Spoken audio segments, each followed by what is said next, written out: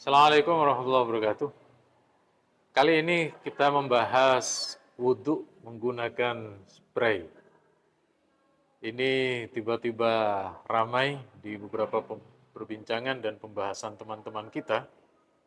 Ada yang mempraktekkan ketika di Madinah, ketika di pesawat, ketika di rumah sakit, macam-macam. Kita lihat dulu bagaimana wudhunya Nabi dulu.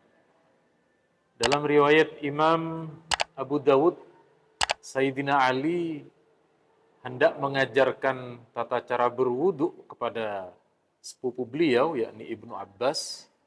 Lalu beliau minta diambilkan taur namanya. Nanti ada penjelasannya. Taur itu berisi air, sehingga ketika diletakkan di depan Sayyidina Ali, maka beliau berwudu dengan cara air itu ditumpahkan, ditumpahkan ke tangan, lalu beliau mengusap baik tangan dan seterusnya. Apa taur itu? Taur itu adalah inaun soghir.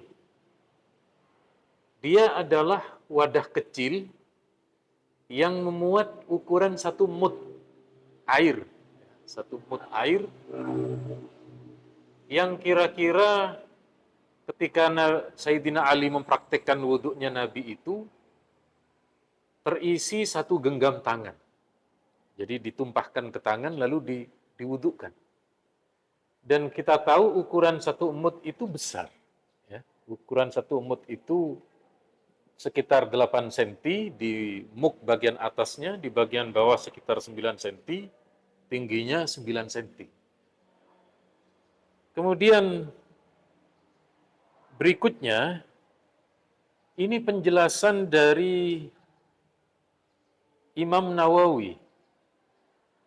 Imam Nawawi menjelaskan dalam syarah Muslim bahwa ketika firman Allah faghsilu wujuhakum dan seterusnya itu, beliau komentari para ulama umat Islam itu sudah ijma, sudah sepakat bahwa yang namanya wudhu dengan kata-kata ghuslu itu adalah jaroyanul ma. Harus ada air yang mengalir.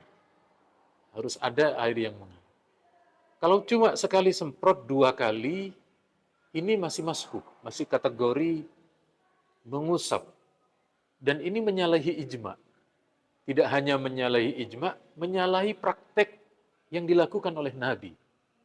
Jadi sekali lagi, cara yang menggunakan hairspray atau juga yang lain, ya, ini bertentangan.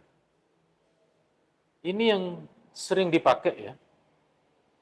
Lalu ada yang menjawab pakai kitab Ahkamul Quran karya Imam Al-Jassas, bahwa dalam penafsiran tentang faghsilu wujuhakum ada 3, yakni menyiramkan air sekaligus menggosoknya, ini madhab Maliki. Kemudian yang kedua, mengalirkan air, menyiramkan air tanpa menggosok. Artinya andaikan ada pet, dialirkan ke tangan kita, ini sudah cukup. Tanpa memegang, tanpa menggosokkan. Lalu memakai pendapat yang ketiga dari Abu Yusuf ini, yang memperbolehkan mengusap seperti halnya ketika menggunakan minyak. Tetapi pendapat yang ketiga ini bertentangan dengan ijma. Sekali lagi, sebenarnya kalau menggunakan spray dengan cukup banyak, misalnya sampai 10 kali semprotan, akan memungkinkan untuk air itu mengalir. Tapi saya rasa semua orang tidak bisa melakukan seperti itu, sebab tidak semua mengerti.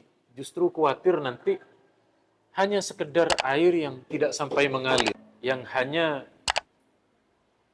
sekedar menyentuh saja, dan itu bertentangan dengan ijma. Sekali lagi, kita kembali menggunakan cara yang diajarkan oleh para ulama kita, yakni kalau mau memang menggunakan hemat air, maka jangan memakai spray, jangan menggunakan semprotan. Boleh air mineral itu dituangkan, tetapi syaratnya sekali lagi harus mengalir. Semoga ada manfaatnya. Cukup sekian. Assalamualaikum warahmatullahi wabarakatuh.